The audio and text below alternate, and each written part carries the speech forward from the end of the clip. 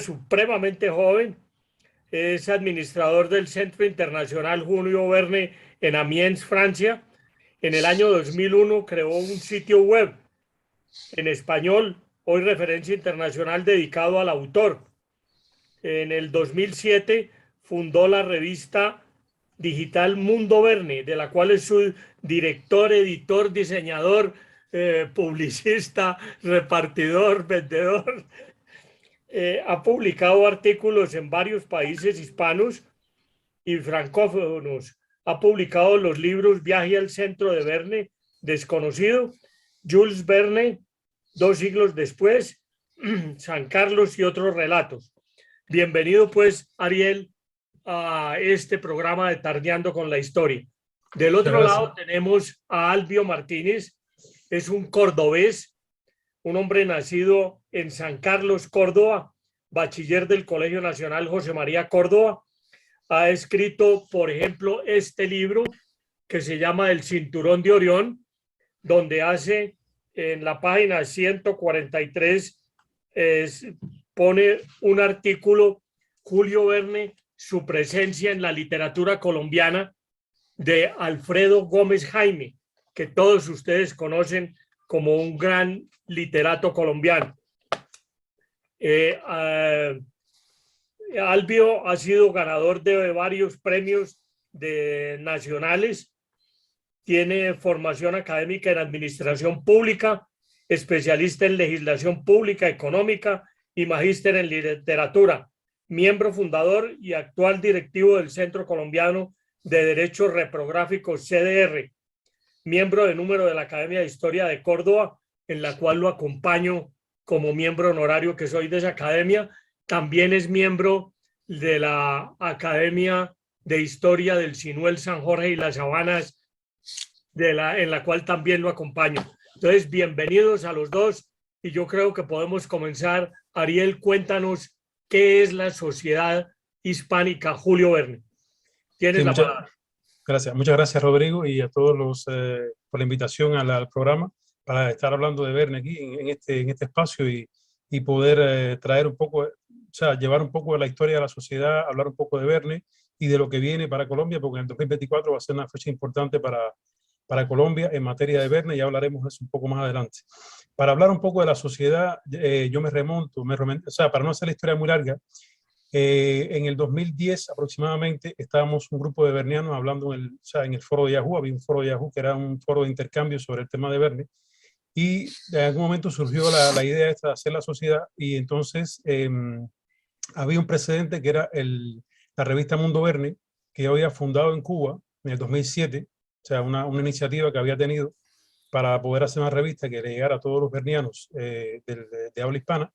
Y luego en el 2010 comenzó esta idea a surgir un poco, y en el 2012 se alinearon todos los astros y todas las fuerzas del universo para poder fundar la sociedad, cuando Nicolás Moragues, un español, me contactó por correo electrónico para decirme: oye, acabo de estar en una reunión en Huesca, que es un lugar en España, donde se habló de Verne, y mira, me enteré de tu sitio web, porque he tenido un sitio web ya desde hace algunos años sobre el tema de Verne. Me enteré de tu sitio web, me enteré de una serie de cosas sobre Verne, y te contacto para ver qué podemos hacer con el tema de Verne. Yo inmediatamente dije: bueno, mira, hay una sociedad, o pudiéramos hacer una sociedad. Es un tema que se ha estado hablando durante hace algunos años en el foro de Yahoo y extraoficialmente entre algunos vernianos. Y Nico, realmente ni corto ni perezoso, me dijo: bueno, pues vamos a fundar la sociedad. Y a partir del 2012, en junio del 2012, oficialmente se hicieron todos los trámites pertinentes para fundar una sociedad hispánica que tuviera que ver con toda la investigación alrededor de la vida y obra de Verne. Y fue indudablemente una primicia, porque existían, o existen de hecho en el mundo, y hasta ese momento había sociedades en múltiples países. Por ejemplo, está la sociedad Verne francesa, que, bueno, al principio del programa, Rodrigo, habías dicho que había intentado contactar con la sociedad francesa de alguna forma. Y existía también el Centro Internacional de Amiens, existía una sociedad en Alemania, hay una sociedad también en Holanda, otra en Polonia. En fin, hay una serie de sociedades en el mundo, y sin embargo no había nada en el mundo hispano. Algo increíble. El español, que es, vamos a decir, de facto el segundo idioma más hablado, se sabe que el chino tiene 1.000 millones de personas, pero el español, por la cantidad de continentes y de países que abarca, es prácticamente el segundo idioma más hablado en el mundo, y no había una sociedad dedicada a Verne en el mundo hispano. Rápidamente nos dimos a la tarea de fundar la sociedad en el 2012 y del 2012 hasta la fecha, de hecho este año estamos cumpliendo los 10 años. En 10 años se ha logrado hacer una enorme cantidad de cosas, sobre todo para promocionar a Verne en el mundo hispano, para poder hacer publicaciones que tengan que ver con la vida y obra de Verne. Y, por ejemplo, una de las actividades que hace la sociedad son los congresos vernianos.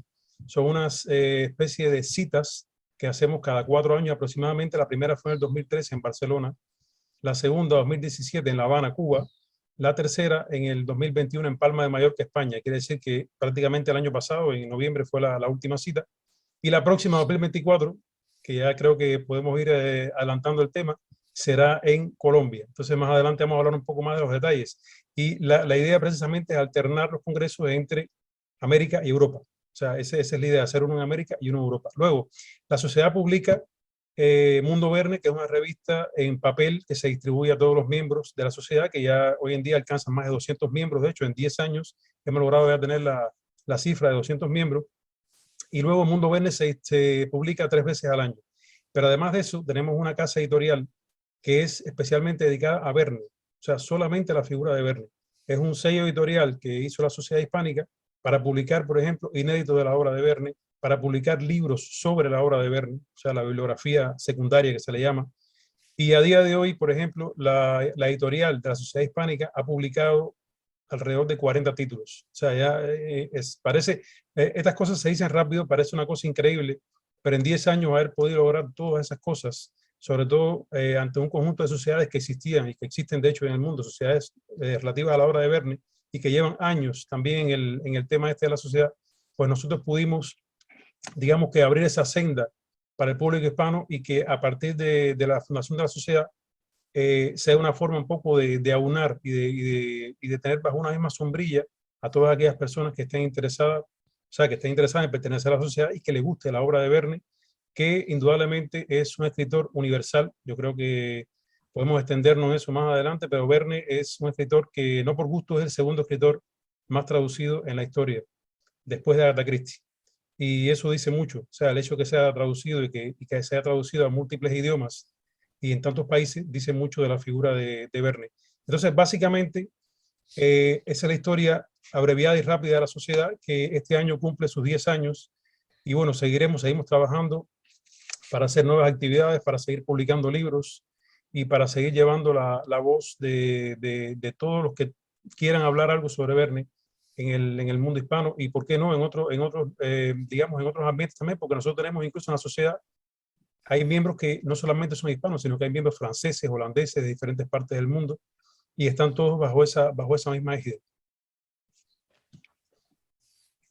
Albio, vamos a comenzar la presentación. ¿La comienza Ariel o la comienzas tú?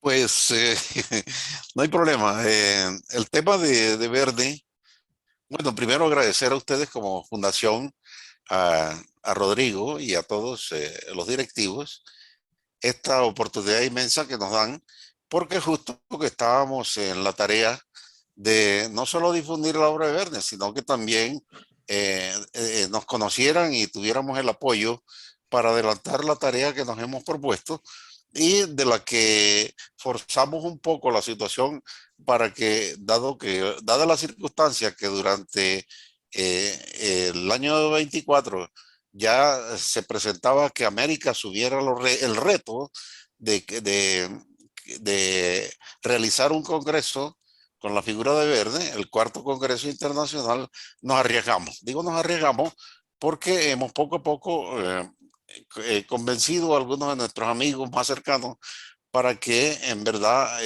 tuviéramos ese chance, aprovecháramos esta oportunidad y diéramos la opción de realizar el evento con todos los lujos y detalles que demanda un evento de esta naturaleza. Más adelante les daremos a conocer algunas de las experiencias que hemos tenido con los anteriores congresos y también la acogida que nos ha brindado la fundación. En el caso específico mío, yo he asistido a algunos de los congresos y he estado en contacto con ellos. Es una experiencia maravillosa que me ha sucedido porque a partir de lo que yo pensaba, que era una interpretación diferente de Julio Verne, podíamos extendernos un poco más y así llegar también a nuestra gente. Ariel en algún momento de la presentación que hizo para la Feria del Libro nos hablaba de los objetivos de estos congresos. Van dirigidos a estudiantes, a profesores, a investigadores, historiadores, en el caso de ustedes que son académicos de estos temas, porque se confunden en un momento determinado tanto la literatura en general, la historia, el hecho y el dato ilustrativo.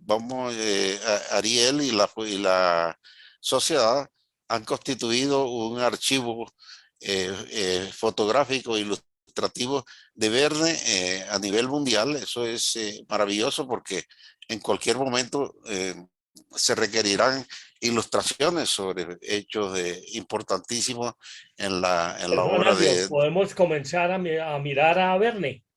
Bueno, entonces ya, de una vez. Sí. Verne, ¿quién fue Verne y y por qué recurrimos a él en este momento? Es decir, ya, ya el Verne de tantos años atrás se nos viene de una vez con el tema eh, de su biografía. De harto es conocido y así aparece en todas las redes, que fue un hombre francés que nació en 1828 en Nantes y falleció en 1905. O sea, recorre la segunda mitad prácticamente del siglo XIX, que estudió Derecho, Abogacía, pronto abandonó para dedicarse a la literatura. Su colaboración con su editor, Pierre-Jules Hetzel, dio como fruto la creación de los Viajes Extraordinarios, que es el conjunto de la obra que nos ha sido legada, los Viajes Extraordinarios, que es un conjunto de novelas de aventura bien documentadas, entre las cuales incluye pues todo el listado que tenemos de las 60 y tantas obras, 5 semanas en globo, viaje al centro de la Tierra a la Luna, 20.000 leguas de viaje submarino, la vuelta al mundo en 80 días, la isla misteriosa, entre otros. Entonces ese es como el Verne en general, del que nos fuimos apropiando en la medida en que adelantamos conocimientos sobre él. Es considerado, aquí viene el tema de la ciencia ficción, uno de los creadores de la moderna literatura. Es un tipo de literatura que liga ciencia, fantasía y a través de ella, como una exigencia de la modernidad del siglo XIX, se arriesgó a plantear inventos que solo estaban en su imaginación. Avances tecnológicos del siglo XX que más adelante se fueron dando, la televisión, los helicópteros, los submarinos, las naves espaciales, como un conjunto de ideas que fueron surgiendo de su imaginación, a través del cual se fueron nutriendo todo el imaginativo que ha sido legado por Julio Verne. Hasta ahí quiero frenar un poquito para que Ariel nos dé también su visión del Verne que nos ha llegado y que nos ha sido legado. Sí, Ariel.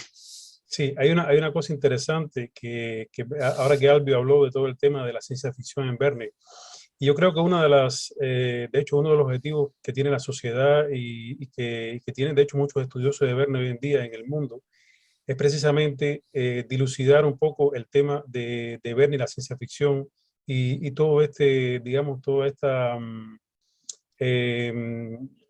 digamos, esta amalgama de cosas que trae Verne detrás desde hace mucho tiempo. Hay que entender que Verne en su época, los libros que escribía y las cosas que hizo sonaban a algo futurista, sonaban a algo que era increíble para la época. Y luego, con el paso del tiempo, la figura de Verne se ha revalorizado de una manera increíble. Bueno, con decirle solamente que, por ejemplo, la figura de Verne permaneció, vamos a decirle que estática en el tiempo durante mucho tiempo, durante muchos años, hasta los años 60 aproximadamente del siglo XX, o sea, hasta los años 1960 aproximadamente. Y luego en ese periodo estaba, porque todavía estaba incluso el tema del derecho de autor y todo eso, no había expirado los derechos de autor. Y luego Verne permanecía como una figura que escribió en el siglo XIX, que estaba ahí, que sus libros estaban ahí con todo la amalgama de invenciones y de cosas que se ven en sus libros, pero no fue hasta los años 60 que comenzó el verdadero redescubrimiento de Verne. Un grupo de personas, sobre todo en Francia, comenzaron. La sociedad Verne, de hecho, comenzó en Francia en 1937, o sea, hace muchos años atrás, pero en el 60 comenzó la revolución en el tema de Verne. Y a partir de ahí se comenzaron a descubrir poco a poco una serie de cosas que hasta los días de hoy nos han llegado y han cambiado la visión de Verne completamente, la que se tenía al menos hasta ese momento. Por ejemplo, en los años 70, como parte de esa investigación y de esa ola digamos, de esa oleada de descubrimientos, Piero Gondo de la Riva, que es un estudioso verniano de ya aproximadamente, ya más de 60 años estudiando a Verne, ya él tiene ya cerca de 80 años. Piero Gondo descubrió un buen día que las últimas novelas escritas por Verne, o sea, las últimas novelas publicadas, quiero decir, bajo el nombre de Verne, descubrió que esas novelas en realidad no habían sido escritas, o al menos parcialmente, por el propio Verne.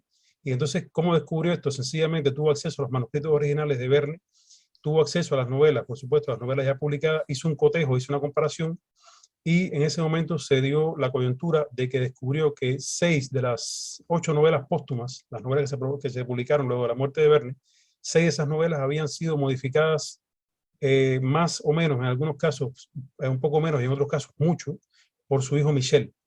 Michel, de hecho, era en los últimos años de la vida de Verne, cuando Verne estaba ya físicamente, ya estaba sordo, tenía ceguera, o sea, no podía escribir.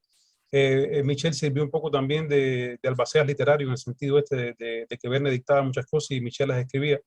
Y luego, a la muerte del padre, Michel reescribe muchas de estas novelas y se publican bajo el nombre de Verne. E incluso hay 2 novelas que prácticamente Michel escribe solo. O sea que no hay noticias de que Verne haya dejado algún manuscrito. Luego, esto revolucionó completamente la investigación sobre el tema de Verne. La segunda revolución que hubo con el tema de Verne fue en el año 1994, cuando se descubre un manuscrito que Verne había dejado, que estaba perdido y que no se sabía incluso, o sea, se sabía el título del manuscrito, pero no se sabía el texto de ese manuscrito, y es París en el siglo XX. París en el siglo XX se publicó en 1994 en Francia, se descubrió unos años antes en una caja fuerte que guardaban incluso los sucesores de Verne, la descendencia.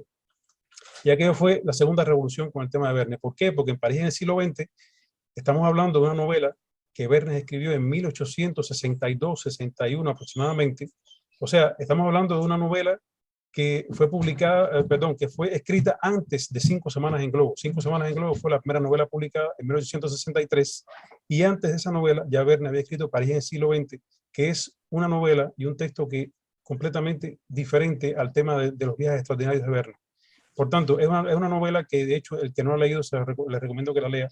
Y a partir de ahí una segunda revolución con el tema de Verne por todos los temas que él toca. Imagínense que París en el siglo XX es una novela donde Verne se ubica 100 años después en el tiempo, o sea, en 1861. Él escribe, la historia se ubica en 1961 y Verne proyecta un París 100 años después. Estamos hablando de, por ejemplo, él habla de que, digamos, la sociedad ya se transformó en una sociedad completamente, ávida de dinero. Describe esto, los tranvías que pasa, o sea, el transporte público. Hay una serie de cosas que describe en esa novela que pareció algo increíble en ese momento que se descubrió. Y luego, con el paso del tiempo, incluso con el paso del tiempo, no solamente en Francia, sino en otros países, se han venido publicando investigaciones sobre el tema de Verne, y todo es con el objetivo de acercar un poco más, de acercar un poco más al lector, al Verne, pero al Verne en carne y hueso, no a ese Verne de las películas de Hollywood o de las películas digamos, los años 50, 60, de Kirk Douglas, etcétera, sino para acercarlos un poco más al Verne real. Hay una dualidad que desde esa época se está planteando, hasta la fecha incluso, y llega. Hay una dualidad entre ese Verne que la mayoría de las personas conocen, que es el Verne de escritor de la ciencia ficción, que las personas consideran que escribió ciencia ficción, etcétera. Y hay una contraposición a eso, que es el Verne que se basaba, o que se basó, de hecho, en adelantos científicos de su época para describir un poco más allá de, o sea, con su imaginación, describir un poco más allá esos aparatos que ya se estaban un poco descubriendo en su época, porque ya estaba el tema de una serie de adelantos científicos que había en la época en que él vivió. Y luego esto ha sido en los últimos, vamos a decir, 40 años, el tema de la investigación sobre Verne, sobre precisamente lo que él escribió y lo que quiso decir. Verne en una de sus entrevistas, por ejemplo, para ponerles un ejemplo sencillo, en una entrevista que le hicieron a él, que le hicieron aproximadamente unas 30 y tantas entrevistas, un periodista le preguntó directamente, bueno, ¿y usted escribe ciencia ficción? La pregunta no fue exacta, pero fue por ahí, por esa zona. Y lo comparó incluso con Wells, con Herbert George Wells, escritor de La máquina del tiempo, de todos estos libros que se conoce del hombre invisible. Y Verne, ni corto ni perezoso, le dijo en ese momento, mire, yo he leído las novelas de Wells, porque estuvieron contemporáneos en el tiempo, y sin embargo Wells describe en sus novelas una serie de artefactos y de cosas que no se pueden, o sea, usa materiales y usa cosas que no se pueden demostrar, que me diga cómo él hace tal cosa, cómo él hace esto y cómo él hace lo otro. Sin embargo, yo en mis novelas me baso en conocimiento científico que hay en la época, porque Verne leía mucho, él se instruía, él leía muchas revistas, muchos diccionarios. Y por ejemplo, por poner un ejemplo, el famoso Nautilus, que Verne describe en 20.000 leguas submarinos, ya ese Nautilus existía, al menos un prototipo, en la época de Verne. Entonces lo que Verne hizo fue tomar ese prototipo, imaginar un poco más allá, hizo el tema este de la electricidad, o sea, de la escafandra, del marino, o sea, del buzo que está recorriendo todos los mares, y noveló todo eso. Eso se le dio en llamar, en el tema de Verne, novelar la ciencia. Por tanto, hay todos estos estudiosos que han venido estudiando en los últimos años la figura de Verne, se contraponen al tema del Verne de la ciencia ficción. ¿Por qué? Porque se han dado cuenta que muchas de esas invenciones, esas cosas que Verne descubrió, fueron basadas, la gran mayoría de ellas, en cosas que ya existían o que al menos se venían ya proyectando en la época. Y eso es lo que se debe llamar en la novela de la ciencia. Por eso mucha gente habla hoy en día, muchos estudiosos, quiero decir, hablan hoy en día de que Verne no hizo ciencia ficción, sino que hizo ficción científica. Lo que escribió fue ficción científica porque fue basado en esos adelantos que tenía en su época, esos adelantos de los que podía acceder en la revista, que podía leer en Amiens, en los lugares donde él iba a documentarse, y luego noveló esa ciencia que ya existía, que estaba comenzando en su época, la noveló, puso personajes, puso la ficción dentro de esa ciencia.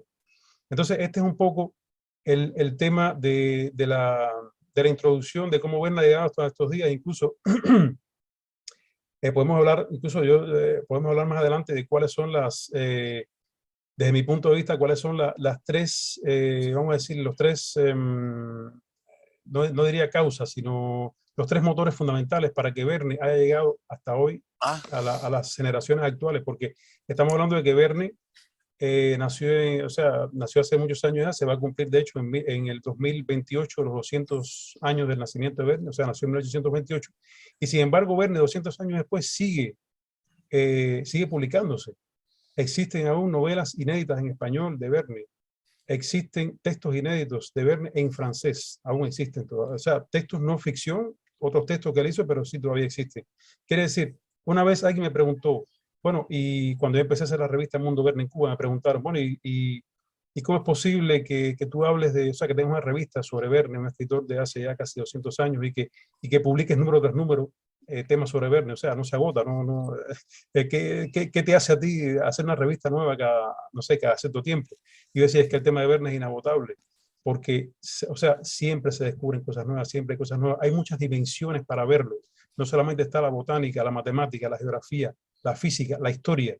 O sea, hay una serie digamos, de aristas por las que ver al personaje de Verne, no solamente su obra, sino su vida. Y es un tema que 200 años después sigue siendo inagotable. O sea, hay sociedades en el mundo que publican.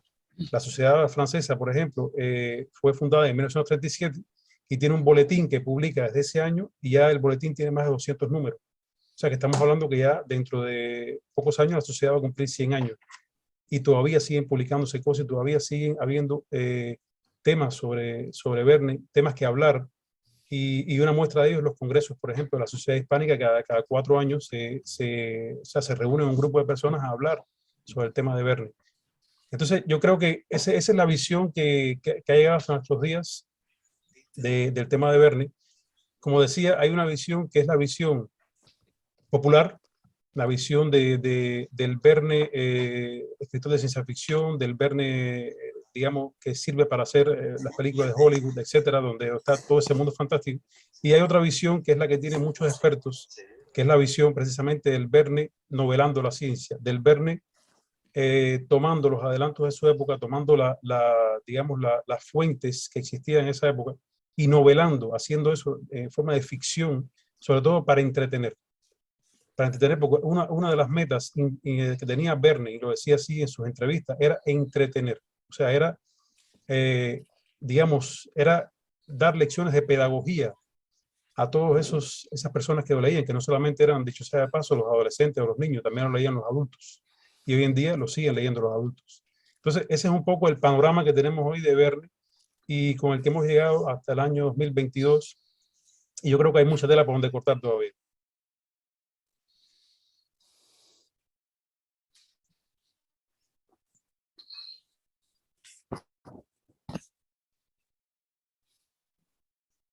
No, no se escucha, Rodrigo. Está el micrófono. Tienes el micrófono apagado, Rodrigo. Sí, ya, gracias. Te decía, tú estabas hablando de que Verne novelaba la ciencia, pero digamos, ¿de dónde saca Verne ciertos conocimientos geográficos que uno no entiende? Por ejemplo, de la Tierra a la Luna, el cohete lo lanza desde la Florida, que es donde están el centro espacial de los norteamericanos, y llega al Pacífico, que es también a donde caen los astronautas norteamericanos cuando llegan. Y otra cosa, cuando hace muy poco dijeron que los chinos iban a mandar un cohete para la parte oculta de la Luna, yo publiqué en Facebook que si de pronto se encontrarían con Héctor Servadac, y alguien me escribió y me dijo: Rodrigo, a Héctor Servadac no lo conocemos sino usted y yo, porque esa es una de las novelas de Verne que se hacen en la cara oculta de la Luna. ¿De dónde saca sus conocimientos geográficos Julio Verne? De hecho, él leía mucha, digamos, hay una serie geográfica en la época, Jacques Arago fue uno de ellos, y existen otros geográficos famosos en la época. Ahora no recuerdo el nombre de otro que publicó una obra extensísima, como en 30 volúmenes, y él se documentaba de toda esa geografía que estaba ahí. En el tema de la Tierra y la Luna es interesante, porque el tema de la Tierra y la Luna, efectivamente, él pone a estos individuos, a los tres individuos que son los personajes de la novela, los pone en un cohete y los hace viajar a la Luna. ¿Qué pasa? Que para hacer los cálculos, o sea, hay un poco de intuición y un poco de cálculo. Él se auxilió, por ejemplo, para hacer los cálculos matemáticos de un familiar de él que le hizo todos los cálculos matemáticos de la velocidad de escape o sea, para romper la atmósfera y todo eso. Y un poco él, claro, en ese momento no existía ningún cohete, él utilizó una bala de cañón, lo que prácticamente es imposible. Eso fue uno de los errores de la novela, ¿no? Unos errores actuales, ¿no? Su tiempo fue algo increíble. Y entonces el tema de Cabo Cañaveral y todo eso, pura intuición, puro cálculo. O sea, cálculos matemáticos de los que se auxilió, que él no los hacía, lo hacía este familiar. Y luego, por pura intuición, puso Cabo Cañaveral, describió exactamente la forma en que iban a amerizar los tripulantes del Apolo, etc.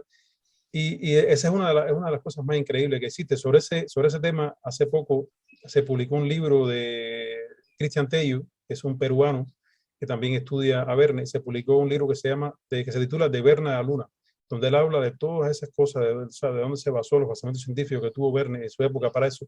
E incluso al final del libro hay un apéndice que tiene que ver con el tema de los errores de cálculo que tuvo Verne en esa novela. Y de hecho, en las tres novelas, fueron dos novelas dedicadas a la Luna, fueron de la Tierra a la Luna y alrededor de la Luna, fueron dos novelas. Y efectivamente, en una de ellas está el tema de la cara oculta de la Luna. En el caso de Servadac, ellos viajan, quizás Servadac sea un ejemplo un poco atípico, porque Servadac es, vamos a decir, que de todas las novelas de Verne, quizás la novela que esté un poco más cerca de lo que es una ciencia ficción, porque ellos van en el cometa este que se llama Galia, y entonces hacen como una especie de viaje interestelar. Entonces Ahí un poco se sale un poco del canon este que explicamos, ¿no? De basarse en la parte científica esta, de los conocimientos científicos de la época.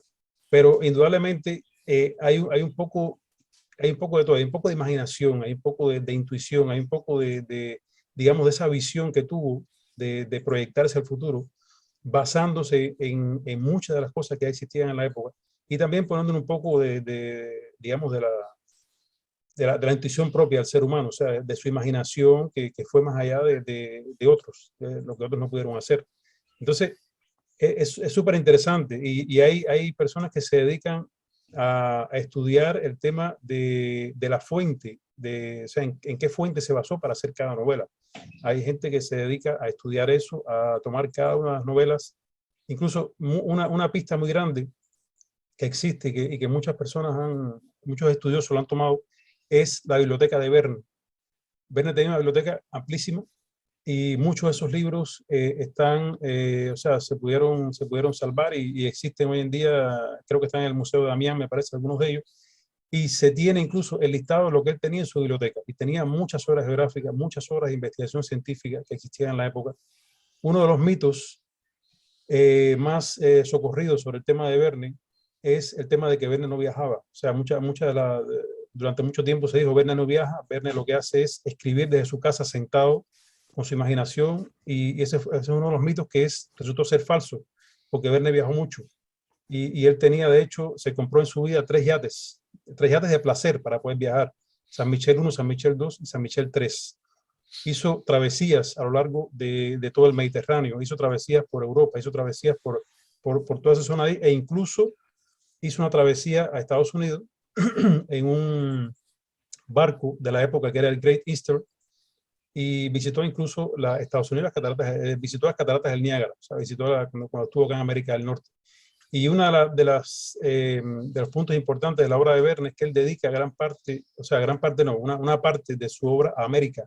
Él dedica algunas de sus obras, evidentemente, a Europa, Francia, Inglaterra, etcétera, etcétera. Pero hay muchas obras que se ubican en América, porque él veía América, y de hecho era la percepción del momento, como el nuevo continente, o sea, como el continente donde había que ir a explorar cosas nuevas. Y entonces, en ese sentido, él desarrolla muchas de esas novelas en América. Creo que Albio contabilizó la cantidad de novelas que él hace en América, y son alrededor de 30 o 20 y tantas, algo así, donde menciona América de alguna forma, ya sea porque, por ejemplo, el testamento de un excéntrico se desarrolla en Estados Unidos, con el famoso juego de la oca donde ellos van estado por estado, una historia una historia apasionante, porque se ve que cada persona se mueve por el casillero del juego de la oca, y entonces resulta ser que son estados de la Unión Americana. Y así, por ejemplo, en el caso de Venezuela está el soberbio Orinoco, del cual Albio puede hablar un poco porque él ha trabajado sobre ese tema, que creo que también toca un poco ahí el tema de la frontera con Colombia, ¿no, Albio? Sí, correcto. El Verne ya es como eh, una visión contrapuesta, digamos así, al Verne de este científico y literato que normalmente estamos acostumbrados. O sea, él no estaba separado de la condición de ser un nacional francés, y asume como tal su papel para poder presentar América América a los europeos. Y los europeos, los capitales franceses en este caso, a, eh, a América. Entonces, ¿qué pasa aquí con esta parte en la que quiero también mostrarles, ustedes como historiadores, que hay un tipo de Verne al que no nos hemos acostumbrado mucho, y es eh, en la segunda mitad del siglo XIX hay una contraposición entre lo que es la doctrina Monroe y el latinoamericanismo de los franceses. La doctrina Monroe, ustedes saben que es de Estados Unidos, y el latinoamericanismo es de los franceses. Cuando en París era el epicentro mundial, entonces estos amigos latinoamericanos que estaban allá se sentían muy identificados con las raíces latinas, y ese fue el discurso que brindó Francia para América. Eh, el escenario mundial, el escenario mundial de 1823 en adelante, que va a cubrir todo el escenario tiene que ver con esta doctrina Monroe. Si ustedes como historiadores lo recuerdan, Estados Unidos no acepta ya a partir de ese momento ninguna colonización europea para el Nuevo Mundo. La injerencia de los Estados Unidos en la política interna europea estaba negado, pero era más para que no se hablara mucho, porque finalmente, como después de la salida de los españoles, América queda prácticamente desguarnecida, entonces es territorio de disputa y por eso viene el tema de la doctrina Monroe, que anula la intervención europea de los gobiernos europeos en el continente americano. Es decir, es un tema de geopolítica, pero Verne está como en el centro del problema. Y la literatura verdiana entra a jugar un papel importante. Es decir, allí es cuando Verne decide mostrar a los europeos cuáles eran las posibilidades del continente americano. Y la obra cumbre, diría yo, la que sintetiza qué es América en ese momento, se llama El soberbio Orinoco. Miren el título que le coloca. El soberbio Orinoco. Es el punto de arranque para mostrar qué era América para los europeos y a su vez tratar de venderles las posibilidades de un continente como el nuestro. Ese era el punto. Bueno, se presenta el tema de las exposiciones universales que abarcan todo el siglo XIX. Para finalizar el siglo XIX, estas exposiciones mostraban la maravilla del mundo centrada en la electricidad y el vapor. Era el punto de arranque, su aplicación en la industria y la iluminación de las ciudades. Por eso cuando se inaugura una de las exposiciones más suntuosas en París, la Torre Eiffel está llena de luces. Es, por un lado, la industria del hierro férrica y por el otro la electricidad. Entonces París se ilumina ante el mundo. Eso es generar un impacto mundial en ese momento para que todo girara en torno de la industrialización que planteaba Europa. Era fenomenal, era deslumbrante, ¿sí?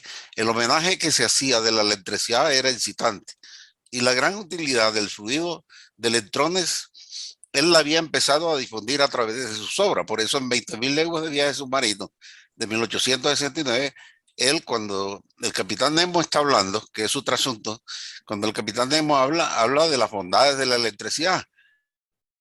Cuando se plantea viaje alrededor de la luna también. La ciudad flotante, que es el barco a que se refería Ariel, en la que Verne hizo su viaje a los Estados Unidos, es una maravilla alumbrada. Este barco se presenta con las luces en todo su esplendor. Y así por el estilo. En la obra de Verne se va a exponer cuáles son las bondades de la electricidad, cuáles son las bondades de tener iluminado en ese momento al mundo y cómo sirve esta electricidad de motor para mover todo lo que seguía en el proceso de industrialización.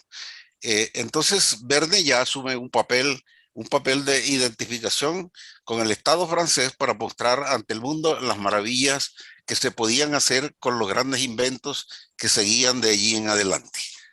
Sigue, Ariel. Si quieres, planteamos esto, el tema del macroescenario en la obra de Verne, como también es un tema de vanguardia en la literatura. Cómo tomar ya se sale de la novela tradicional, en donde de pronto era el hecho romántico que se daba, y él asume un escenario diferente. Es un macroescenario sobre el planeta. Por eso, más adelante ya iremos a plantear cómo uno de los postulados de Verne es su defensa del planeta, pero él tenía que mostrar a través de la literatura el comienzo de ese tema. Sigue. Sí, incluso hay un punto interesante ahí, Albi, con el tema del tema del planeta.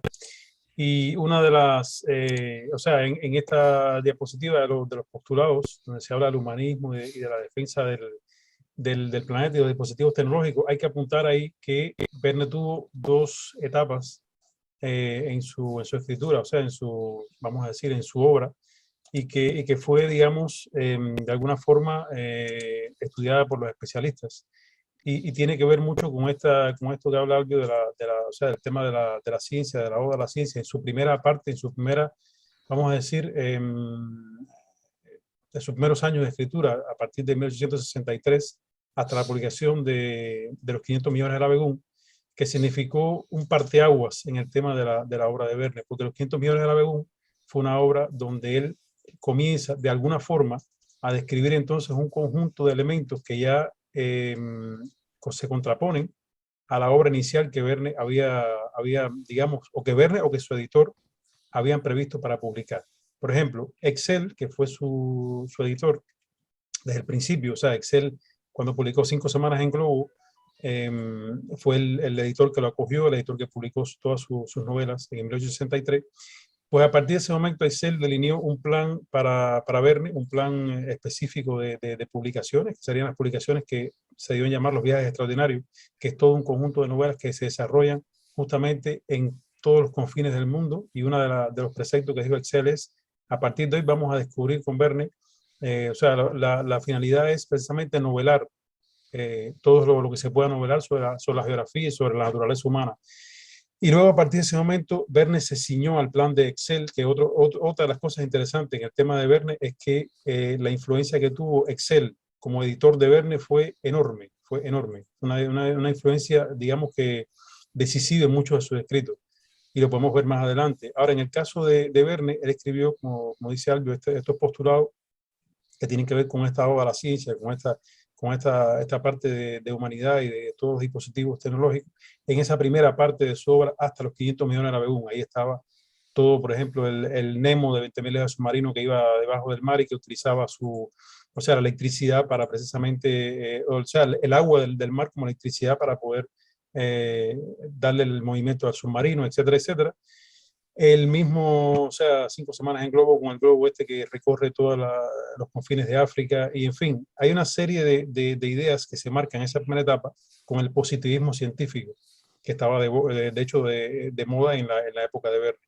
Y luego a partir de 1875, cuando él publica Los 500 millones de la Begún, pues en ese momento hay un parteaguas en la obra de Verne. En esa época fue una época bastante aciaga para Verne desde el punto de vista personal, y él comienza a escribir una serie de novelas que ya entonces no se parecen a las novelas iniciales.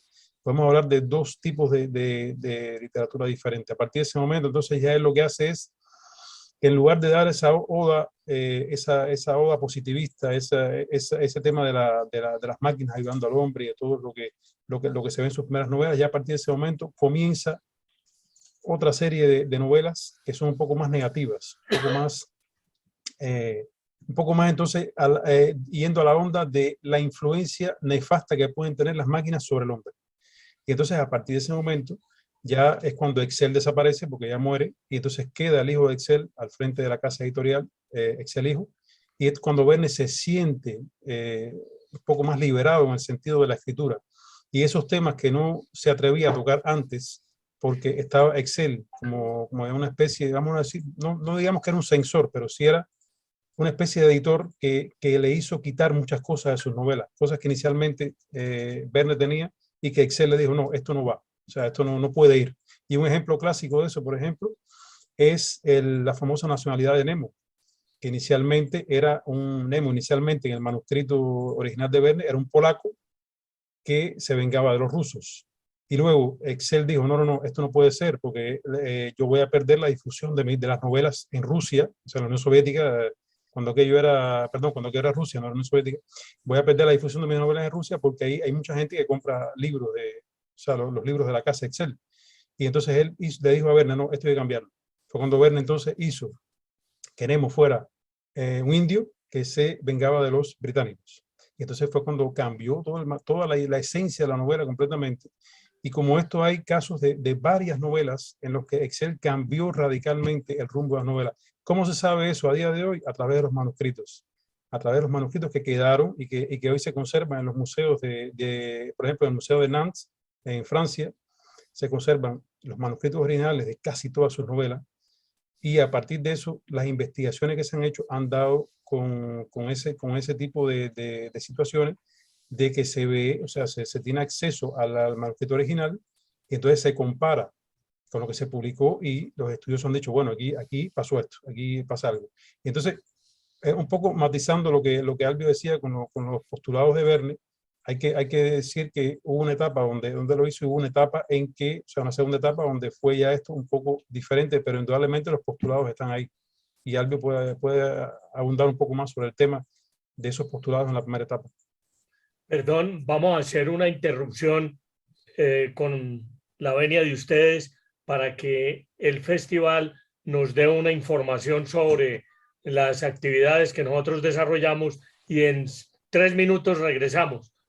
Carlos Mateus, por favor, la presentación sobre la Fundación Festival Internacional de Historia. Gracias. Van a dar una interrupción de 3 minutos. Bueno, muchas gracias a todos ustedes. Ariel, Albio y Rodrigo realmente nos tienen fascinados porque nos están mostrando esa relación entre el autor y su obra, que pocas veces uno conoce la obra, pero esa fusión entre el autor y su obra ha sido maravillosa. Bueno, vamos a hablar un poco sobre la fundación y también un pequeño descanso para que ustedes, los que tengan preguntas, que seguramente van a ser muchas, las puedan ir rebobinando, formularlas, que seguramente vamos a tener muchas y van a ser respondidas por nuestros panelistas. Primero que todo, como ustedes saben, nosotros somos una fundación y necesitamos de la colaboración de todos ustedes para poder financiar estas actividades, que son muchas. Nosotros tenemos alrededor de 10 productos, 10 actividades distintas. Tardeando con la historia es una de ellas. Y tenemos la posibilidad de tener un bono de solidaridad por 150.000 pesos, una donación. Aquí publicamos dónde la pueden hacer, en la vivienda, en la cuenta 4732-6999-4033, ahí aparece, y pues nos ayudan muchísimo para poder financiar estas actividades que tenemos nosotros. Carlos, bueno, también tenemos, ustedes saben que la Fundación, con gran parte de sus, digamos, de estas presentaciones, y especialmente las que se han hecho en el segundo festival, editó un libro que ha tenido muy buena acogida, y ahí están alrededor de unas 40 de las conferencias más importantes que hemos tenido nosotros, y no solamente de historia, tenemos temas de filosofía, psicología, arquitectura, ciencia ficción, es decir, música. Es una variedad grande de temas que ustedes van realmente a disfrutar. Si con el bono y más el libro, entonces, y el envío, pues esa donación sería de 200.000 pesos. Nosotros damos, por supuesto, el certificado de donación, y ayuda muchísimo a que eso podamos difundir todo lo que hace la Fundación Festival Internacional de Historia. Bueno, tenemos también el 9, 10 y 11 de septiembre. Se realizará nuestro 5º Festival Internacional de Historia, y lo haremos en esta ocasión presencial en la ciudad de Villa de Leyva. Tiene un nombre, digamos, la temática es muy linda, la historia de los libros y los libros en la historia. Son bastante los temas, podemos ver, Carlos, no sé si tenemos ahí la relación de los temas que vamos a tener ya para el festival. Carlos. Bueno, tendremos temas como arquitectura y patrimonio, toda la cultura precolombina, creencia, la biodiversidad del medio ambiente, ciencia y tecnología, todo lo que son el tema de las civilizaciones y los pueblos, grandes personajes de la historia, de la música, revoluciones, voces y expresiones de la historia. Sí, como siempre, tenemos una parrilla temática bien amplia para todos los distintos públicos, los niños, los jóvenes, los adultos, los historiadores, los universitarios, los que quieren aprender de historia, etcétera, etcétera. Entonces los esperamos 9, 10 y 11 de septiembre. Ya dentro de poco les diremos dónde consiguen y cuál es el precio de los abonos. Esto siempre es una fiesta alrededor de la historia que hacemos nosotros en Villa de Leyva, en donde ustedes pueden no solamente disfrutar de la temática del festival, sino que también tenemos una serie de actividades adicionales, culturales. Los restaurantes van a estar preparados para ustedes, los hoteles también van a tener ciertos, digamos, servicios especiales, y además se forma todo un ambiente delicioso, cultural, en donde por las noches se pueden intercambiar conceptos sobre los expositores, sobre los libros, y realmente creemos que es la revolución, digamos, de la historia contada con alegría, como una fiesta. Entonces los esperamos en Villa de Leyva, no se les olvide, 9, 10 y 11 de septiembre. También seguimos con lo que tenemos para los niños, tardecitas con la historia, que lo hacemos los miércoles. Este próximo 4 de mayo a las 5 p.m. tenemos tardecitas con la historia. Y un tema muy, muy, muy bonito, Los Gordos de Fernando Botero. Y tenemos dos invitados que son dos personajes que les fascinan a los niños. Se llaman Pía y Pío. Ellos son dos personajes que saben llegarle a los niños, que además hacen obras de teatro, los involucran a los niños, y les recomendamos esto para que ustedes inviten a sus nietos, a sus hijos, a sus hermanitos, inviten a los colegios. Realmente esto que tenemos ya son varias tardecitas con la historia, y los niños se integran muchísimo. No nos olvidemos que desafortunadamente en los pénsumes académicos se ha perdido la clase de historia. No enseñamos historia, como no enseñamos otra serie de materias que son muy importantes, y ahí tenemos muchos problemas de la crisis social que en algunos sectores estamos viviendo.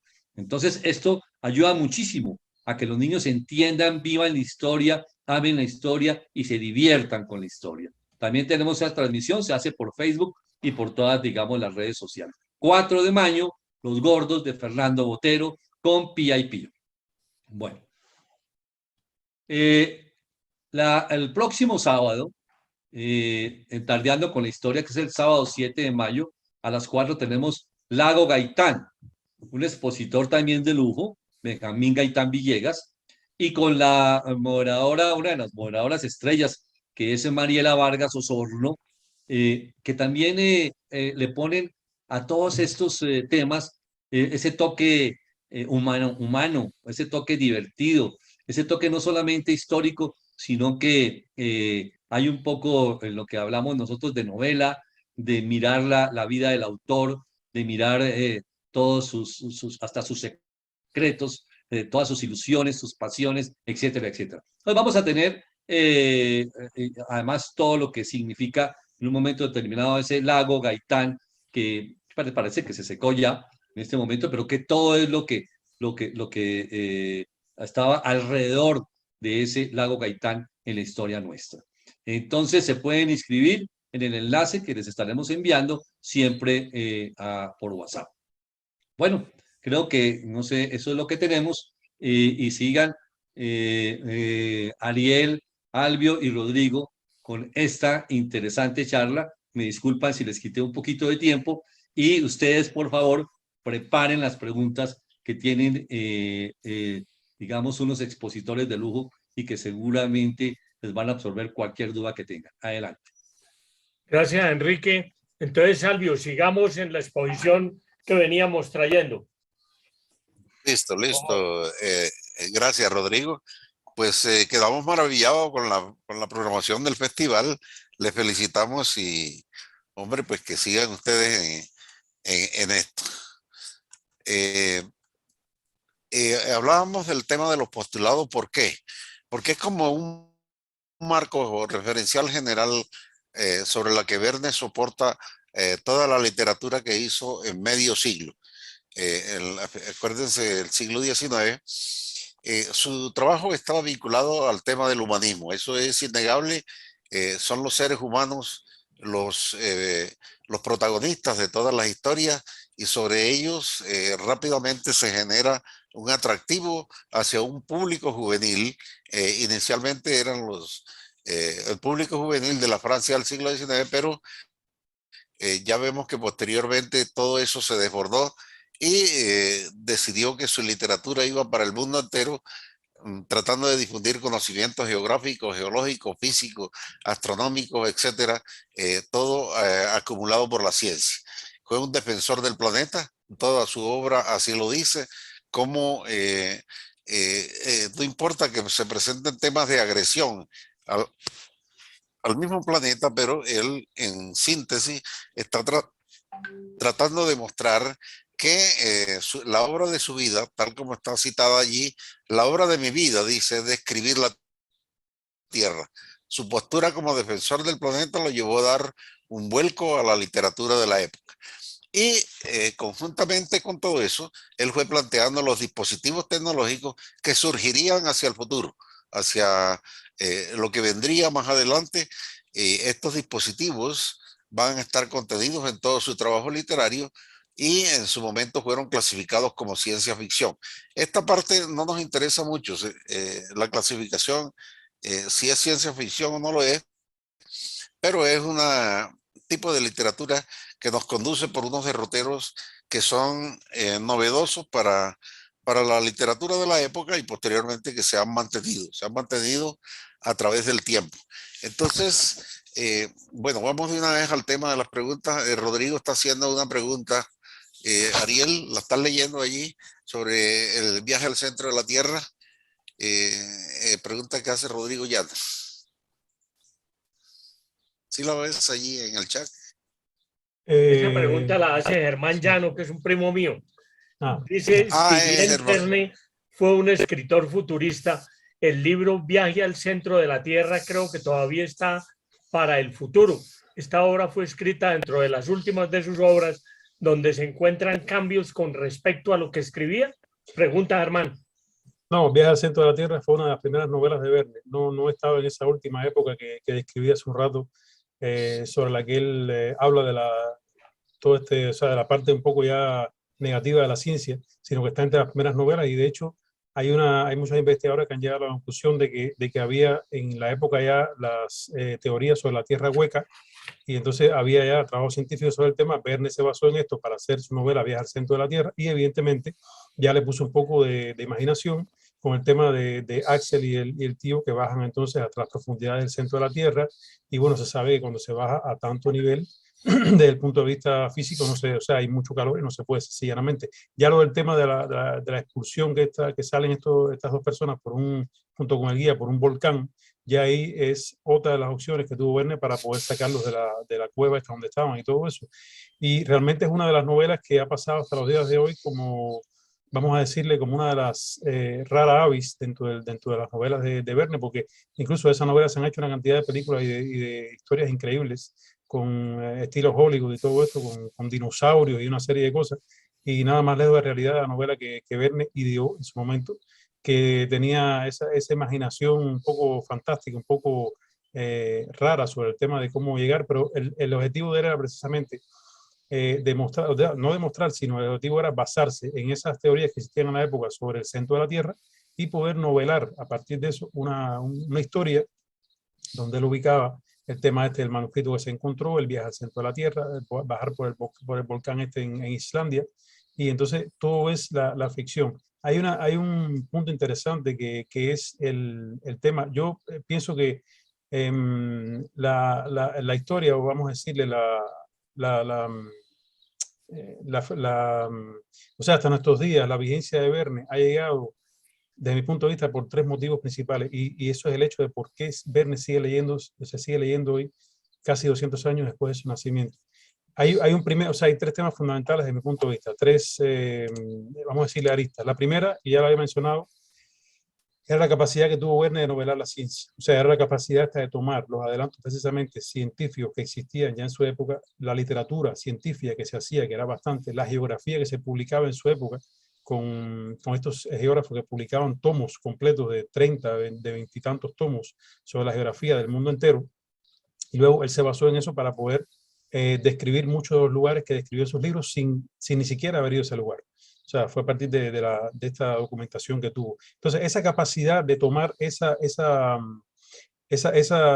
digamos, esa punta de lanza para poder novelarla, es lo que es una de las características que lo ha hecho perdurar hasta los días de hoy. Ahí tenemos el caso, por ejemplo, de la Vuelta al Mundo en 80 días, donde él estaba leyendo un periódico, un café, y entonces vio el tema este de que se podía, o sea, de que había personas viajando, o sea, o de que se podía dar la vuelta al mundo en 80 días en una X cantidad de tiempo, y a partir de ahí conectó con un relato de Edgar Allan Poe, que por cierto él fue un gran admirador de Edgar Allan Poe, y hay un relato de Edgar Allan Poe que se titula 3 domingos por semana, donde un poco juega con el tema este de la diferencia horaria y de cuando se viaja hacia el este, qué es lo que pasa y todo eso. Entonces, él juntó todos esos cabos, ideó la novela de la Vuelta al Mundo en 80 días, y al final, bueno, hace todo este recorrido por las diferentes ciudades que visita Passepartout y Phileas Fogg, donde van a la India, van a África, van a todos estos lugares, terminan por Estados Unidos para que entonces ya Fogg llegue a Londres, supuestamente con la apuesta perdida, y entonces cuando al final nos damos cuenta del famoso enigma de que, bueno, como fue hacia el este, pues entonces ganó un día con respecto al resto de las personas y resulta ser que había llegado en tiempo para ganar la apuesta. Entonces, todo este tipo de cosas fueron las que él se basó para con la imaginación recrear toda esa historia y novelarlas para que fueran entretenidas aquellas personas que la leyeran. Luego, la segunda arista que yo considero que ha hecho que Verne trascienda hasta los días de hoy es el tema de darnos el conocimiento sin esfuerzo. O sea, ese conocimiento sin esfuerzo yo lo catalogo de la siguiente manera. La pedagogía y todas las descripciones que él pone en sus libros y en sus historias es para que la gente aprenda, para que los que lean en los libros aprendan, para que el que lea La Isla Misteriosa esté, por ejemplo, recibiendo lecciones de química, lecciones de cómo hacían los náufragos en la isla para poder sobrevivir. El que lea tal o tal libro esté recibiendo lecciones por ejemplo, el que lea 20.000 submarinos está recibiendo lecciones de cómo es el fondo de la vida marina, donde él hace una descripción enorme y creo que hay alrededor de 1 o 2 páginas donde empieza a describir especies marinas. Es una lista, una forma de lista, es una numeración que hace que puede resultar aburrida para los días de hoy, pero es la forma que tenía de expresar ese conocimiento y de enseñar. O sea, de que el joven de la época o el adulto, quien fuera, tomara un libro y a partir de ahí dijera, bueno, aquí tengo todo tipo de lecciones que yo quiero, lecciones de geografía, de botánica, de química, y a partir de ahí, o sea, no había que ir a un diccionario, no había que ir a ninguna parte, sencillamente leyendo su novela ya se aprendía de esos temas. Entonces, ese conocimiento sin esfuerzo es una de las aristas que yo considero que también incluso no pasa de moda, porque hoy en día usted toma un libro de Verne y esas cosas que se describen ahí, aún hoy en día son válidas, pueden verse.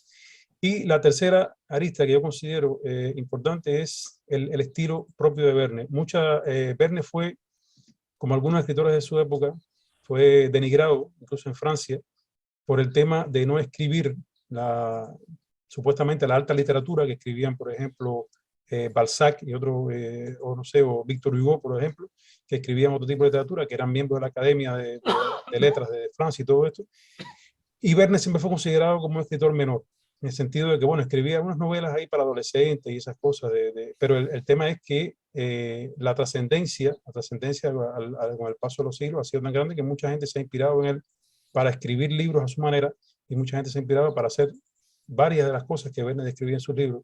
Y luego, el hecho de que Verne, de todos los franceses, sea de hecho el francés que ha tenido novelas más traducidas en el mundo y que sea el segundo escritor más traducido en el mundo, dice mucho de hasta dónde ha llegado el alcance de Verne, ¿no? Entonces, al final uno de sus, vamos a decirle, de sus pesares en la vida era el hecho de que no reconocían su literatura en su momento y sin embargo había un cierto movimiento, una cierta manera de escribir que era diferente. El tema de las enumeraciones, el tema de la manera en que escribía, por ejemplo, los sustantivos. Mucha gente de su época, algunos escritores analizaban la forma de escritura y decían, bueno, usted le da un libro de esto, por ejemplo, un segundo tomo, 20.000 submarinos, a un niño y con la forma en que está escrito, pues puede aprender francés perfectamente. Y entonces, todo esto, y eso sin olvidar que además de las lecciones de química, de botánica y de geografía, sobre todo, porque Verne era ante todo un geógrafo. O sea, él sus libros estaban llenos de mapas. O sea, tenía las ilustraciones y estaban los mapas, pero los mapas eran para ubicar a la gente en tiempo y espacio en el lugar donde se estaba desarrollando la aventura en este caso, ¿no? Y no solamente eso, sino que además de todos estos conocimientos geográficos, botánicos, químicos y de todo el resto de las cosas que puso, pues también incluyó parte de la historia de muchas naciones y de incluso movimientos políticos de la época.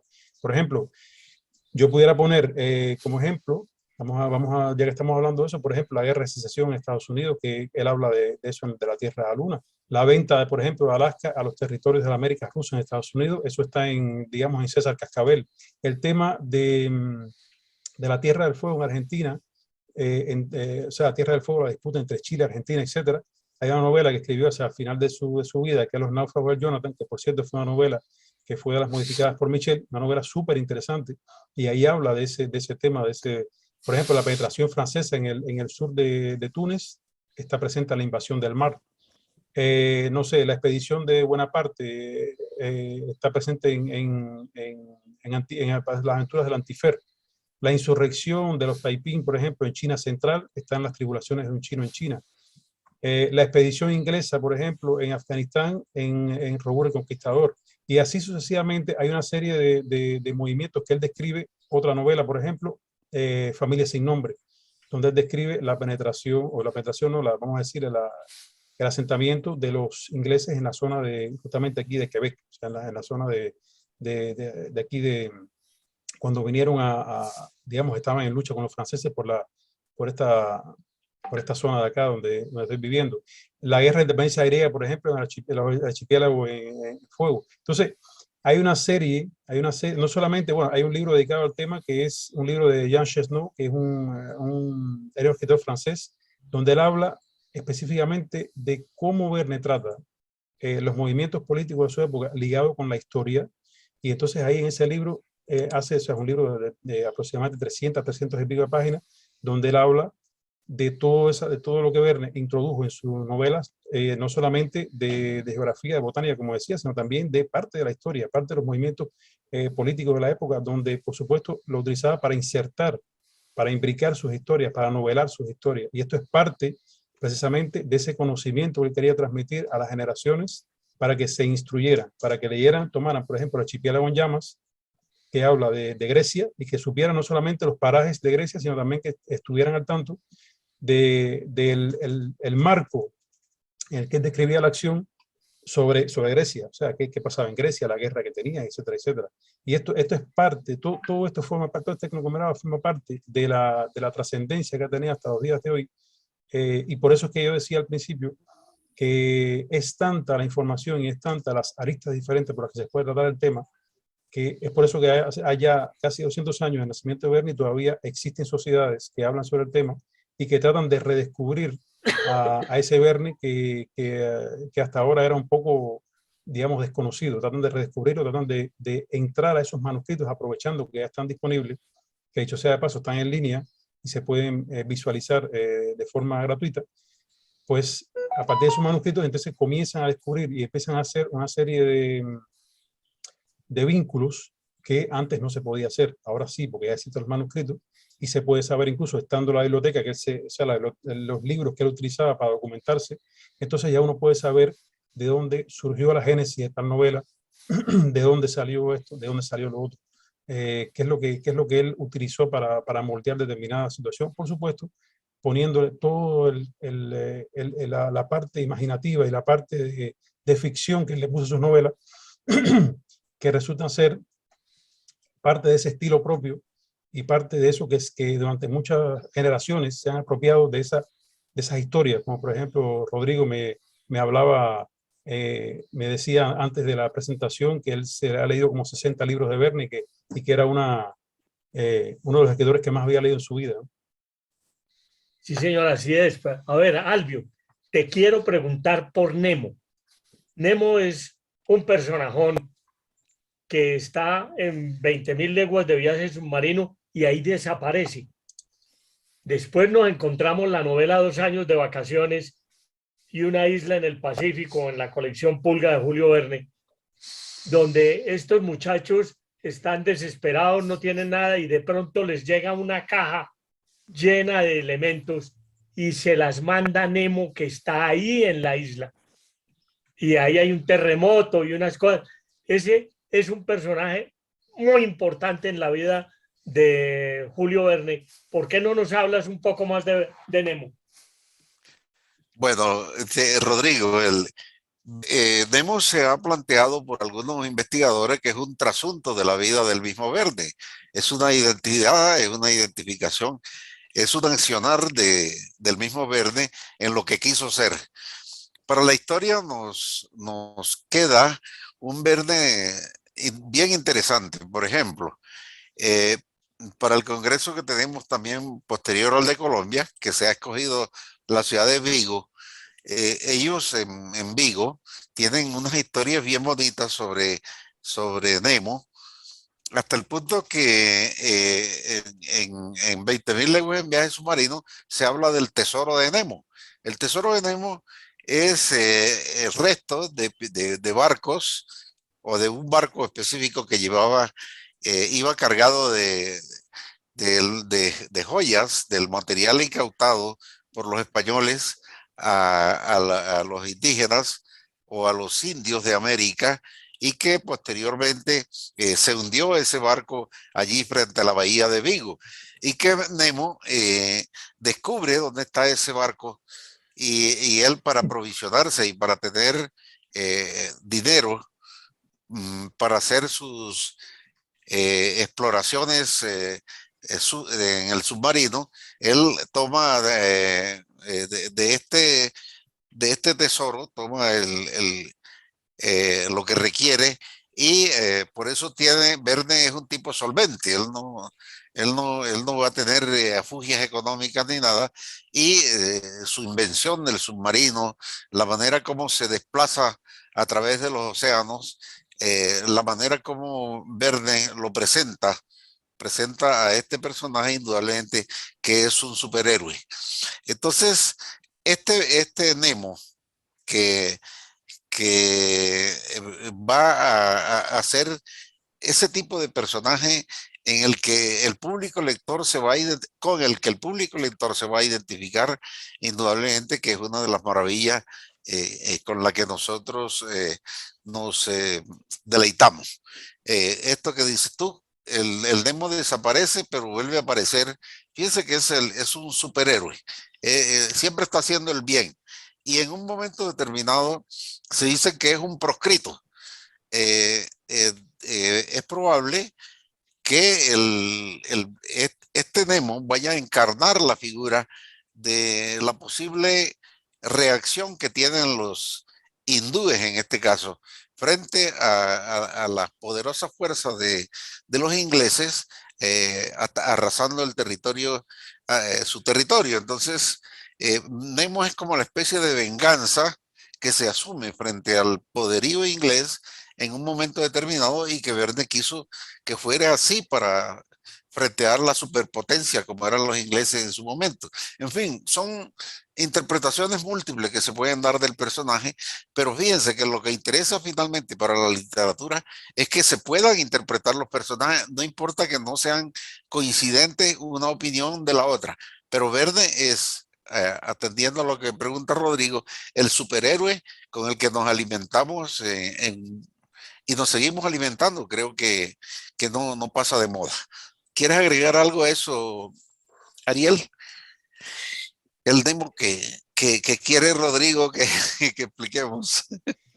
Yo creo que Nemo es una de las figuras que ha pasado vamos a decirle, a la historia de las personas que leen a Verne, o sea, ya a la historia de la literatura, porque cuando uno menciona a Verne, por supuesto, no se menciona las 62 novelas que escribió en los viajes extraordinarios, se menciona casi siempre a Nemo y a Phileas Fogg. De hecho, ni siquiera se menciona a 20.000 leguas ni a la Vuelta al Mundo en 80 días. Se menciona a Nemo y a Phileas Fogg porque son personajes emblemáticos, son personajes que trascendieron. Phileas Fogg por lo que hizo en la Vuelta al Mundo en 80 días, y Nemo por lo que significa. Nemo, partiendo del hecho de que Nemo significa en latín nadie, y entonces era un poco la identificación de las personas con ese personaje que se hunde solo en la profundidad de los océanos con su submarino, comienza a recorrer el mundo entero dándole esos golpes, asestando esos golpes de vez en cuando a los británicos, y es ese símbolo de la resistencia. Entonces quizás por eso la gente se lo ha apropiado, porque es un personaje en sí, y Verne estaba muy orgulloso de ese personaje. Incluso en una de las, creo que es en el primer tomo de Mil viajes submarinos, hay una ilustración donde sale Nemo en el submarino y detrás sale la biblioteca de Nemo en el Nautilus. Y lo que se dice es que esa biblioteca era la biblioteca del propio Verne. O sea, que el ilustrador lo hizo a imagen y semejanza de la biblioteca de Verne que tenía en su casa.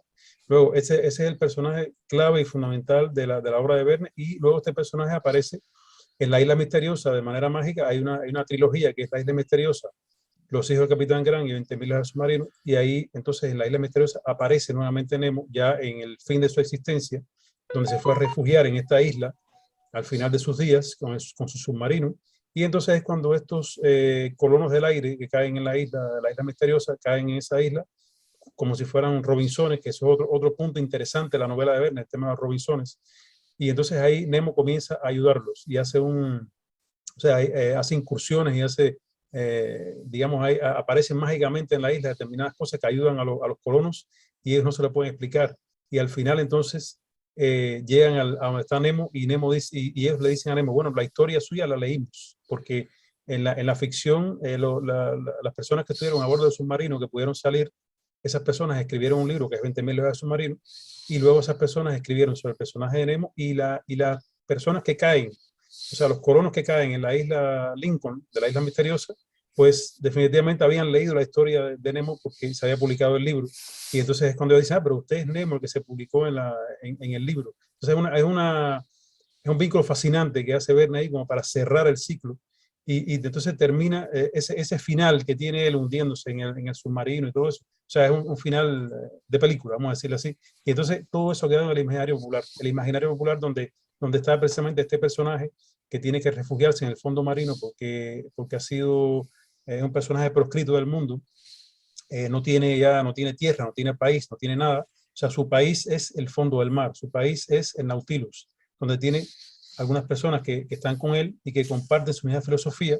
Entonces, esa es una forma de que los lectores se identifiquen con ese personaje, por ser el personaje que está abandonado a su suerte, por ser el personaje que está, y además por todo lo que significa Nemo desde el punto de vista de lo que se plantea en los libros. Y luego entonces le da este final magistral, cuando se pierde la novela. O sea, la novela 20.000 hojas se termina, y luego Nemo reaparece en la Isla Misteriosa, y entonces ahí es donde se cuenta el final de Nemo, de la vida de Nemo. Entonces eso como le pone la tapa al pomo, ya para decir, bueno, aquí está el personaje que hizo todo esto durante toda su vida, y ahora al final aparece de buen samaritano para ayudar a los colonos que cayeron en la isla, y termina de esta manera un poco heroica. Entonces todo eso hace del personaje un mito, indudablemente. Yo diría que de todos los personajes de Verne, quizás sea el más trabajado y el más mediático, pero a la vez con el que más se han identificado las generaciones a lo largo de todas las generaciones desde que salió el personaje. Bueno, hay un personaje del cual ustedes no han hablado, pero es con el que yo más sufrí cuando estaba leyéndolo. Miguel Strogoff. Esos cosacos detrás de Miguel Strogoff huyendo de esos tipos cada vez se le acercan más, lo capturan, le queman los ojos, y sin embargo, por un fenómeno físico, él logra leer el mensaje. En fin, ¿ustedes qué piensan de Miguel Strogoff, que es para mí un libro apasionante? Sí, Aldo, ¿vas a hablar? No, arranca tú, a ver.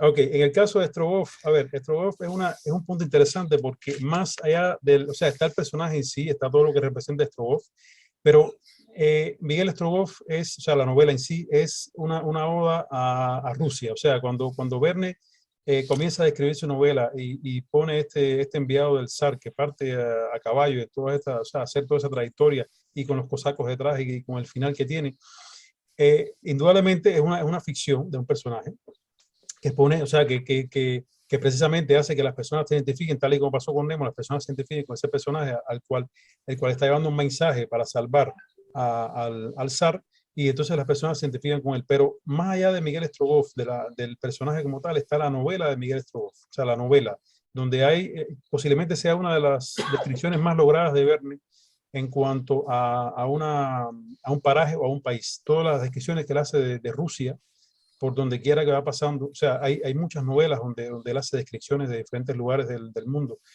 Como decía, La Vuelta al Mundo en 80 días, hace escala en varios lugares y va describiendo. Y en el caso de Miguel Strogoff es eso, es la descripción de Rusia, de toda su geografía, de todos sus pasajes por donde pasa Miguel Strogoff y donde él aprovecha para describir todo eso. Y de hecho hay estudiosos que se han dedicado a estudiar la novela incluso a detenerse en cada punto donde Miguel Strogoff va pasando y a describir qué es lo que Verne describe en cada momento de esa novela. Esa es una de las novelas más, yo diría, apasionantes, una de las novelas que tiene más aventuras dentro de los viajes extraordinarios y una de las que las personas identifican también más, esa es la de Miguel Strogoff. Sí, hay un hecho interesante con Miguel Strogoff también, aparte de lo que dice Rodrigo, del sufrimiento que genera, de lo que plantea Ariel, y es que conociendo Verne, cómo era el tema de las diferencias que había entre los seres humanos por el tema del idioma, él de todas maneras en esta novela obvia un poco esa diferencia idiomática entre el tema de la Rusia, de la Rusia de su época, pero la de siempre, en donde se plantea un país grande y enigmático, y Occidente que también tiene eh, sus propias lenguas romances, sus lenguas, pero que indudablemente hay una separación fuerte de tipo cultural. Es decir, él insiste en eso, y por eso la novela, a mi juicio, creo que trata de demostrar que realmente la literatura y rompe con el esquema este de las diferencias culturales e idiomáticas que pueden existir entre los seres humanos, y entonces la acerca. Es decir, la literatura sirve como de un puente adecuado entre lo que es un tipo de cultura como esta de Rusia, y todo lo que ello representa, y con respecto a Occidente. Entonces, fíjense cómo actúa para desinhibir toda esa temática de tipo cultural que podría presentarse.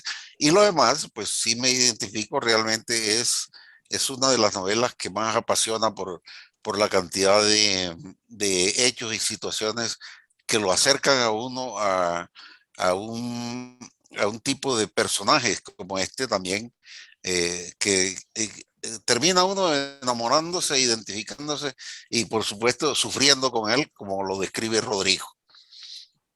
Bueno, Listo, nos sigue, Rodrigo. acabó el tiempo desafortunadamente, entonces quiero que como conclusión nos inviten al Congreso de Julio Verne en Cartagena en el año 2024. ¿Quién nos hace la invitación de ustedes dos para que toda nuestra audiencia conozca el Congreso y asista al Congreso en Cartagena con todos los vernianos del mundo? Bueno, espérate, yo arranco y culmina Ariel. El Congreso es indudablemente uno de los hechos más favorables que podamos tener en estos 2 años intensos que nos tocan. No es únicamente reunirnos en abril del 2024, es que intentaremos vincular la mayor cantidad de personas, de entidades, de asociaciones, de gremios y por supuesto de ustedes como académicos. Será una fiesta, indudablemente, es una fiesta en donde esto, incluso la conferencia que estamos hoy, o la charla esta que estamos dando, es apenas un abreboca a lo que sigue. Qué satisfacción inmensa sentiríamos cuando veamos a los estudiantes de literatura, de letras, imbuidos en el tema, así como están ustedes hoy, interesados en saber más acerca de Verne, porque Verne no es Verne, es toda una geopolítica que se da en su momento, es todo un planteamiento de dispositivos tecnológicos que tendremos el gran chance de mostrar. Hoy día, por ejemplo, se dice que el agua es uno de los grandes combustibles que tenemos. Eso ya lo planteó Verne en su obra, ¿sí? El hecho no es nuevo, ya desde su obra se viene planteando que el agua es un combustible, no es nada novedoso. De tal manera que el Congreso Verne será una enorme fiesta. Desde ya están invitados ustedes también. Yo sé que están muy interesados. Si no, no estuviéramos aquí, Ariel y yo, y con la media y la mediación de Rodrigo ha sido maravilloso. Me sentí muy contento, muy alegre de compartir aquí. Espera a ver, y yo creo que aquí, si entre mis conclusiones, de pronto eh, proceso de difusión de su obra, que es clave. En muchas de sus obras se muestra al continente americano, porque este congreso está dirigido al continente americano. En la Sociedad Verne tenemos la gran fortuna de que se ha pensado muy bien en un periodo en Europa y otro en América. Vamos a tener ese gran chance. Y continuaremos con la línea de mostrar las bondades de todo el aparataje tecnológico que Verne concibió. Ariel. Sí, efectivamente, bueno, ya nosotros hicimos un congreso en América que fue en La Habana, Cuba, en el 2017, y yo espero que el congreso, de hecho, la invitación está hecha, el congreso en Colombia, que va a tener, de hecho, un formato nuevo, porque nosotros siempre los congresos lo hemos hecho 3 días consecutivos en cada uno, bueno, 2 días y medio en cada uno de los eventos, y en Colombia vamos a estrenar un formato nuevo. En Colombia se estrenará un formato que comenzará por Bogotá, 2 días. Luego, un día de descanso y de transporte hacia la ciudad de Cartagena de Indias, donde se terminará el congreso con otros 2 días. Quiere decir que en total serán 5 días, donde van a haber actividades, donde van a haber las conferencias, ponencias y todo tipo de actividades relativas a Verne. Es una carrera interesante la que comienza hoy. Hoy damos el pistoletazo de arrancada, vamos a decirle así. Durante 2 años hay que llegar a todas las personas que estén interesados en investigar la vida y obra de Verne, no solamente las universidades, los académicos, sino todos aquellos amantes incluso de la obra de Verne que quieran estudiar, que quieran centrarse en alguna de las facetas de la vida de Verne y que quieran presentar en el Congreso sus ponencias. En la presentación en el Congreso, o sea, el Congreso, cuando se hace en un local, se hace libre para que todo el mundo pueda asistir y que pueda discutir sobre la vida y obra de este escritor. Me parece muy bien la conferencia que hemos tenido hoy, y ojalá esto abra la vía para próximas conferencias, y que Colombia en el 2024, o sea, y no solamente es 2024, sino el camino hasta llegar allá, en estos 2 años, que se convierta precisamente en toda una serie de actividades y de cosas que llega al punto culminante, que es el Congreso. El Congreso no hay que verlo como un evento, sino hay que verlo como una trayectoria hasta llegar allá, y en estos 2 años tenemos un tiempo de preparación para poder llegar a los colombianos a través de este tipo de medios, por ejemplo, de lo que hemos hecho hoy, o a través de la prensa, o a través de lo que puede hacer a través de la industria editorial, por ejemplo, y que cuando lleguemos al Congreso 2024, que se está planteando que sea finales de abril o principios de mayo de 2024, cuando lleguemos a ese momento ya se haya recorrido todo un camino que haga que cuando lleguemos ahí, pues Colombia sea una auténtica fiesta verniana durante esos 5 días que se van a celebrar el Congreso. Y el Congreso, como bien decía Albio, va a tener el tema de Verne y América. O sea que va a estar centrado en eso, y va a ser la oportunidad de ver los puntos de contacto de Verne con América, que fueron muchos, y de poder expresar todo eso en tierras colombianas. Bueno, Ariel, Albio, muchísimas gracias por esta extraordinaria conferencia que nos han dado sobre el mejor de los autores para mí, Julio Verne. Y le cedo la palabra para que cierre la transmisión al doctor Enrique Morales. Bueno, muchas gracias. Muchas gracias, Rodrigo. Realmente da mucha tristeza tener que despedir esta charla. Muchas gracias a Ariel, a Albio, a Rodrigo. Realmente ustedes fueron 3 capitanes Nemos hoy, y nos metieron por el Nautilus a navegar en toda esa gran imaginación de Julio Verne, que nunca se acabará. Es la esencia del ser humano, esa es la esencia de lo que él escribió, es que la imaginación nunca se acaba. Si la humanidad, si el hombre perdiera su imaginación, su capacidad de soñar, desaparece. Y ustedes nos regalaron una tarde como capitanes de ese Nautilus, por lo cual los felicitamos, les agradecemos. A todos los que asistieron también, Les agradecemos mucho por sus preguntas, por su atención. Y bueno, no queda más que decirles, pasen una muy buena tarde. Y a ustedes, capitanes, muchas gracias. Que estén muy bien. Bueno, gracias a ustedes. Gracias a ustedes. Bueno, felicidades. Bueno, gracias, Rodrigo.